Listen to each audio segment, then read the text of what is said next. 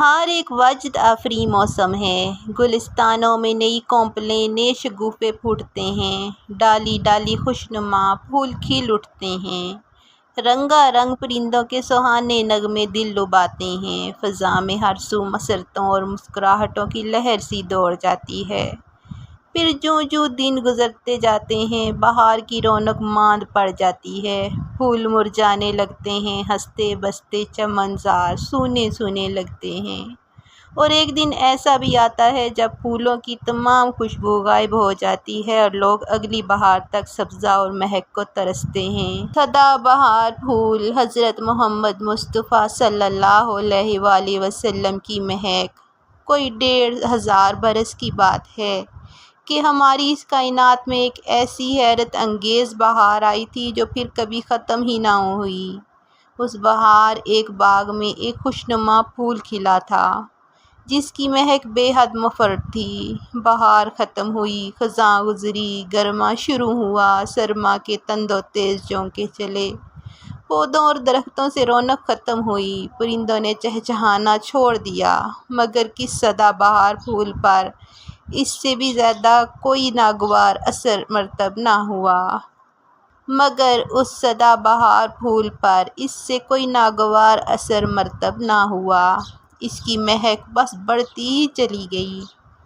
پھر ہوا کے جھونکوں نے اس حسین پھول کے بیج اور کونپلیں دنیا کے بے شمار باغوں میں پھیلا دیے، اور دیکھتے ہی دیکھتے کائنات کے گوشے گوشے میں خوشنما پھولوں کی ایسی دل فریب قسمیں پھیلنے لگیں جن کی مہک سدا بہار تھی، جن کے گرد پرندے ہر موسم میں محبت اور مسرت کے گیت گاتے تھے، اور جو افسردہ چہروں کو نئی رونق اور نئی زندگی بخشتے تھے۔ حسین پھول آج بھی ساری دنیا کے باغوں کی زینت ہیں۔ ہر خطہ کے لوگ اس سدا بہار پھول کی خوشبو سے لطف اندوز ہوتے چلے آ رہے ہیں۔ خوشنما پھول کی مہک ہر سو پھیلی ہوئی ہے۔ اس خوشنما پھول کو کھلے مدتیں بیت چکی ہیں، مگر وقت گزرنے کے ساتھ ساتھ اس کی مہک میں مسلسل اضافہ ہوتا چلا جا رہا ہے، اور آج بھی لوگ مانتے ہیں کہ ایسا دل فریب پھول کبھی کہیں نہیں کھلا اور نہ کھلے گا۔ سدا بہار کے اس حسین پھول کی کہانی انوکھی بھی ہے اور دلچسپ بھی ہے۔ یہ پیارا پھول موسم بہار میں جزیرہ نمائے عرب کے مشہور شہر مکہ میں کھلا تھا۔ اس علاقے کے مروجہ کیلنڈر کے مطابق یہ مبارک دن پیر 12 ربیع الاول عام الفیل تھا۔ عیسوی حساب سے آپ صلی اللہ علیہ وآلہ وسلم کا یوم ولادت 22 اپریل سن 571 ہجری کو بنتا ہے۔ اس مسرتوں بھرے دن دنیا کے سب سے بڑے اور سب سے پیارے انسان یعنی حضرت محمد صلی اللہ علیہ وسلم پیدا ہوئے تھے۔ آپ صلی اللہ علیہ وآلہ وسلم کے والد ماجد کا نام عبداللہ اور والدہ محترمہ کا نام آمنہ تھا۔ عبداللہ بہت نیک سیرت اور بلند کردار نوجوان تھے۔ حضرت آمنہ اپنے نیک شوہر کی طرح نہایت بلند اخلاق خاتون تھیں۔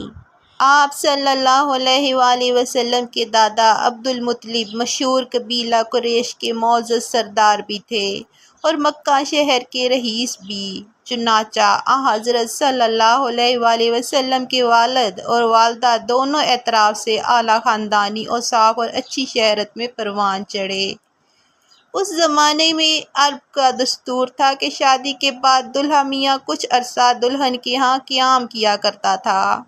چنانچہ جناب عبداللہ شادی کے بعد 3 دن تک اپنی محترم بیوی آمنہ کے گھر ٹھہرے رہے، پھر آمنہ بیوی کو اپنے ساتھ لے کر اپنے آبائی گھر لوٹ آئے۔ کچھ عرصہ بعد تجارت کے سلسلہ میں آپ کو شام جانا پڑا۔ واپسی پر چند ماہ سفر میں رہنے کے بعد آپ مکہ لوٹتے ہوئے مدینہ ٹھہرے تو بیمار پڑ گئے۔ یہ علالت جان لیوا ثابت ہوئی اور آپ انتقال فرما گئے۔ آپ کو مدینہ میں ہی دفن کر دیا گیا۔ آپ کی وفات کی خبر مکہ پہنچی تو آپ کے گھر کہرام مچ گیا۔ اپنے جوان صارفی کے حیات کی بے وقت موت کے صدمہ سے حضرت بی بی آمنہ رنج و غم میں ڈوب گئیں۔ سردار عبد المطلب بھی نوجوان بیٹے کی ناگہانی موت سے بے حد پریشان ہوئے۔ دن گزرتے گئے اور کچھ عرصہ بعد غمزدہ آمنہ کے ہاں ایک خوبصورت بچہ پیدا ہوا، جس سے ان کی افسردہ طبیعت قدرے سنبھلنے لگی۔ آپ صلی اللہ علیہ وآلہ وسلم کے دادا عبدالمطلب کو پوتے کی پیدائش کی خبر ملی تو خوشی سے جھوم اٹھے۔ سب کام کاج چھوڑ کر اپنی بیوہ بہو کے گھر پہنچے، نومولود کو سینے سے لگایا اور چومتے ہوئے خانہ کعبہ میں داخل ہوئے، اللہ تعالیٰ کا شکر ادا کیا اور آپ صلی اللہ علیہ وآلہ وسلم کے لیے دعائیں مانگی۔ پھر واپس لوٹے اور بچے کو آرام سے حضرت آمنہ کی گود میں ڈال دیا۔ کافی سوچ و بچار کے بعد آپ نے پوتے کا نام محمد رکھا۔ اس خوبصورت عربی لفظ کا مطلب ہے قابل تعریف۔ گو عرب میں اس قسم کے ناموں کا رواج نہ تھا، مگر آپ کو یہی نام پسند آیا۔ ولادت شہید کے 7ویں روز سردار عبدالمطلب نے ایک نفیس اونٹ ذبح کیا اور قبیلہ قریش کے تمام لوگوں کو اپنے ہاں ضیافت پر مدعو کیا۔ کھانے کے بعد مہمانوں نے پوچھا کہ آپ نے نومولود کا نام آباء و اجداد کے ناموں پر رکھنے کے بجائے ایک قدرے غیر مانوس سے نام کا انتخاب کیوں کیا ہے؟ آپ نے جواب دیا، میری خواہش ہے کہ یہ بچہ خدا اور بندوں کے نزدیک آسمان اور زمین پر تحسین و آفرین کا اہل ثابت ہو۔ مکہ کے شریف اور امیر گھرانوں کا دستور تھا کہ جب ان کے نوزائیدہ بچے 8 دن کے ہو جاتے تو وہ انہیں دودھ پلانے والی ایسی مخصوص عورتوں کے حوالے کرتے جو صحراؤں میں رہتی تھیں۔ ان عورتوں کو فن دایا گیری میں خاص مہارت ہوتی تھی۔ وہ شرفائے شہر کے ان شیرخوار بچوں کو اپنے ساتھ صحرا کی کھلی فضاؤں میں لے جاتیں اور وہیں ان کی تربیت اور پرورش میں مصروف ہو جاتیں۔ ان خدمات کا انہیں باضابطہ معاوضہ ملتا۔ بچوں کی پرورش کرنے والی یہ صحرا نورد عورتیں اکثر مکہ میں آتی جاتی رہتیں اور اپنی پسند کے شیرخوار بچوں کی تلاش میں رہتیں۔ جب ایسے بچے ذرا سیانے ہو جاتے تو انہیں ان کے والدین کو لوٹا کر اپنی محنت کا معقول معاوضہ وصول کر لیتیں۔ حضرت صلی اللہ علیہ وآلہ وسلم کی ولادت کے چند روز بعد مکہ کے نواحی صحراؤں کی چند دایا عورتیں شیرخوار بچوں کی تلاش میں قافلہ کی صورت میں شہر داخل ہوئیں۔ اس قافلہ میں بوڑھی اور لاغر حلیمہ سعدیہ بھی شامل تھیں۔ اتفاق سے قافلے کی سب عورتوں کو کوئی نہ کوئی شیرخوار بچہ مل گیا، مگر ضعیف و ناتواں حلیمہ کی گود خالی کی خالی رہی۔ حضور اکرم صلی اللہ علیہ وآلہ وسلم کی والدہ نے تقریباً تمام عورتوں سے آپ صلی اللہ علیہ وآلہ وسلم کے لیے بات چیت کی، مگر اس خیال سے کہ ایک یتیم بچے کے گھر سے کیا معاوضہ ملے گا، ہر دایا آپ صلی اللہ علیہ وآلہ وسلم کو گود میں لینے سے صاف انکار کرتی رہی۔ جب حضرت آمنہ نے بی بی حلیمہ کو اس کام کے لیے آمادہ کرنے کی کوشش کی تو اس کے دل میں یہی خیال آیا کہ وہ ایک یتیم بچے کو لے کر کیا کرے گی؟ اس کی بے سہارا والدہ پرورش کی محنت کا معقول معاوضہ کیسے ادا کر سکے گی؟ اس کی بے سہارا والدہ پرورش کی محنت کا معقول معاوضہ کیسے ادا کر سکے گی؟ چنانچہ باقی دائیوں کی طرح اس نے بھی ننھے محمد صلی اللہ علیہ وآلہ وسلم کو گود میں لینے سے معذوری ظاہر کر دی۔ میں دایا عورتوں کا قافلہ صحرا کی جانب واپس لوٹنے لگا تو حلیمہ کو کوئی کام نہ ملنے سے فکر دامن گیر ہوئی۔ وہ سخت شش و پنج میں پڑ گئیں۔ اس نے اپنے خاوند حارث سے صلاح و مشورہ شروع کیا۔ اس کا خیال تھا کہ خالی ہاتھ گھر لوٹنے سے بہتر ہے کہ اس یتیم بچے ہی کو ساتھ لے لیا جائے جسے گود لینے کو کوئی بھی راضی نہ ہوتا تھا۔ حارث کو بھی یہ بات بہت پسند آئی۔ وہ بولا، ہاں یہ ٹھیک ہے، کیا عجب کہ ہمارے لیے اسی میں بہتری ہو۔ چنانچہ حلیمہ نے بالآخر حضرت آمنہ کی تجویز قبول کر لی اور حضور اکرم صلی اللہ علیہ وآلہ وسلم کو گود میں لے لیا۔ اس رسمی کارروائی کے بعد دونوں میاں بیوی قافلہ کے ہمراہ اپنے صحرائی خیمہ کی طرف لوٹنے کی تیاری میں مصروف ہو گئے۔ حلیمہ کے پاس سواری کے لیے فقط بھورے رنگ کی ایک دبلی پتلی گدی اور دودھ کے لیے ایک بوڑھی اونٹنی تھی۔ ان دنوں مکہ کے گرد و نواح کا علاقہ خشک سالی کا شکار تھا اور شدید قحط کی زد میں تھا۔ جانوروں کے لیے چارہ وغیرہ مہیا کرنے میں بہت دقتیں پیش آتی تھیں۔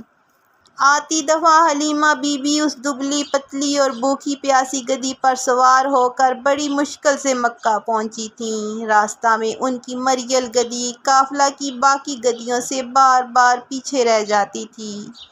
اس کی ہمسفر عورتوں کو حلیمہ کی اس سست رفتاری پر بہت الجھن محسوس ہوتی تھی اور وہ غصے میں حلیمہ بی بی کو سارا راستہ کوستی چلی آئی تھیں۔ محمد صلی اللہ علیہ وآلہ وسلم کی والدہ سے بات طے ہو گئی تو بی بی حلیمہ نے آپ صلی اللہ علیہ وآلہ وسلم کو سینے سے لگا لیا۔ دیکھتے ہی دیکھتے ان کی خشک چھاتی میں دودھ اتر آیا۔ حضور اکرم صلی اللہ علیہ وآلہ وسلم نے خوب جی بھر کر دودھ پیا۔ آپ صلی اللہ علیہ وآلہ وسلم کے ساتھ حلیمہ بی بی کے اپنے بچے یعنی آپ صلی اللہ علیہ وآلہ وسلم کے دودھ شریک بھائی نے بھی خوب سیر ہو کر دودھ پیا اور دونوں بچے اطمینان سے سو گئے۔ حلیمہ حیران بھی تھیں اور خوش بھی۔ انہیں اچھی طرح یاد تھا کہ انہوں نے اس سے پہلی رات پریشانی کے عالم میں جاگ کر کاٹی تھی، کیونکہ ماں کا دودھ نہ ملنے کی وجہ سے ان کا بچہ رات بھر روتا رہا تھا۔ اسے اونٹنی کا دودھ بھی میسر نہ آ سکا تھا، کیونکہ بوڑھی اونٹنی کے تھن بھی خشک ہو چکے تھے۔ بی بی حلیمہ کا شوہر حارث اپنی بوڑھی اونٹنی کے پاس گیا تو کیا دیکھتا ہے کہ اس کے تھن دودھ سے لبالب بھرے ہوئے ہیں۔ جب اسے دوہا گیا تو اس سے دودھ بکثرت حاصل ہوا، جسے میاں بیوی نے خوب سیر ہو کر پیا اور رات انہوں نے سکون سے گزاری۔ صبح ہوئی تو حارث نے حیرت سے کہا، ہے حلیمہ، مجھے تو پختہ یقین ہونے لگا ہے کہ جس بچے کو ہم نے گود میں لیا ہے برکتوں والی کوئی خاص ہستی معلوم ہوتا ہے۔ حلیمہ مسکرائیں اور بولیں، مجھے بھی ایسے ہی دکھائی پڑتا ہے، کیونکہ ہم پر بھی تو ابھی سے ہی برکتوں اور نعمتوں کی بارش شروع ہو چکی ہے۔ جب وہ اپنے صحرائی گاؤں لوٹنے کے لیے تیار ہو گئے تو حلیمہ نے اپنی مریل گدھی پر سوار ہو کر ننھے محمد صلی اللہ علیہ وآلہ وسلم کو گود میں بٹھا لیا اور باقی قافلے کے ساتھ شامل ہو گئیں۔ قدرت خدا کی وہی مریل گدھی جو آتی دفعہ بار بار سب سے پیچھے رہ جاتی تھی اور سب کی پریشانی کا باعث بنی ہوئی تھی، اس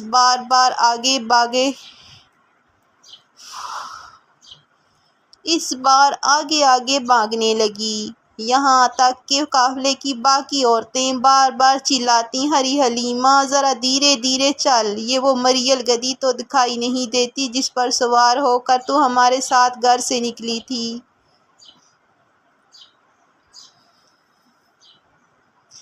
جب حلیمہ انہیں کہتیں کہ یہ تو وہی گدھی ہے تو کسی کو یقین نہیں آتا تھا۔ شام کے قریب بی بی حلیمہ ننھے محمد صلی اللہ علیہ وآلہ وسلم کو خوشی خوشی اٹھائے اپنے صحرائی خیمہ پہنچ گئیں۔